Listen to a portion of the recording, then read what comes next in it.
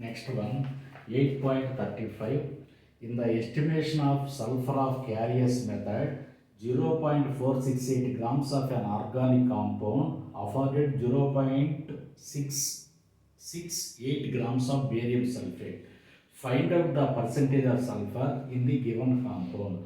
So, in carriers method, estimation of sulfur formula is percentage of sulfur is equal to 32 by 233. 32 means sulfur weight.